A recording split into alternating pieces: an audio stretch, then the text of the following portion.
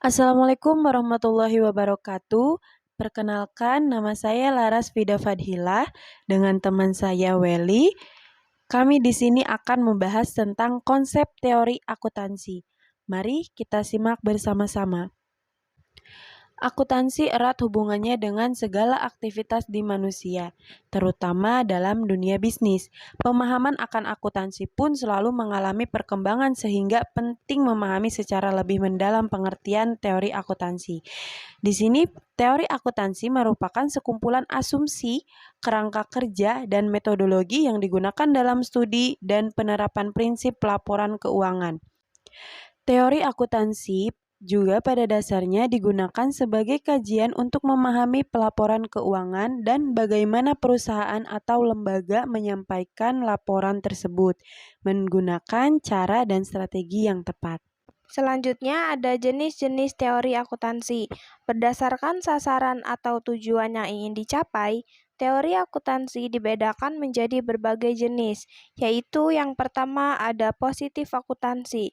Teori ini menjelaskan bahwa fenomena akuntansi atas dasar pengamatan empiris pada setiap aktivitas keuangan di perusahaan atau lembaga. Yang kedua ada teori normatif akuntansi. Teori ini menjelaskan tentang fenomena akuntansi untuk menjustifikasi dan membenarkan standar akuntansi dengan tujuan yang harus dicapai atas kehadiran dan pembentukannya.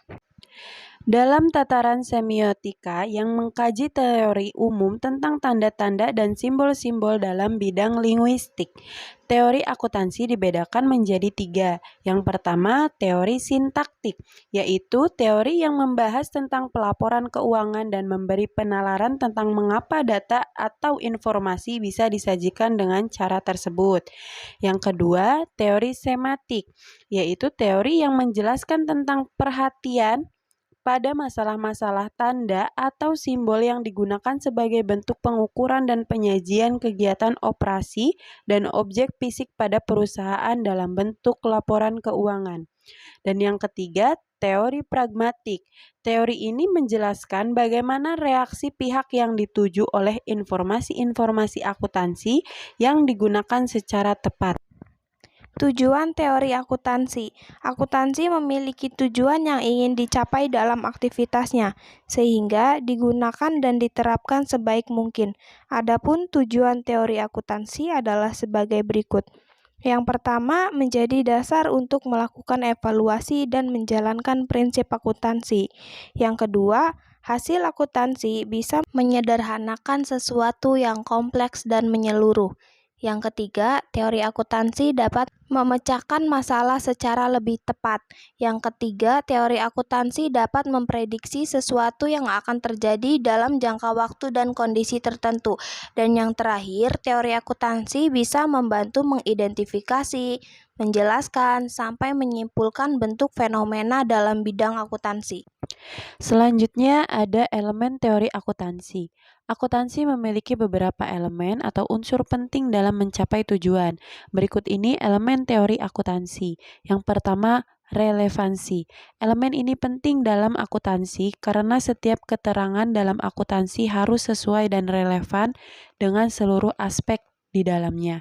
Yang kedua, kegunaan. Elemen ini menjadikan akuntansi sangat bermanfaat dalam membuat laporan keuangan yang tepat dan kredibel sehingga menjadi data yang tepat untuk mengambil keputusan.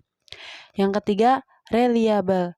Elemen ini menunjukkan bahwa akuntansi bisa mengandalkan dan sesuai dengan standar prinsip akuntansi yang berlaku pada umumnya atau disebut GAAP.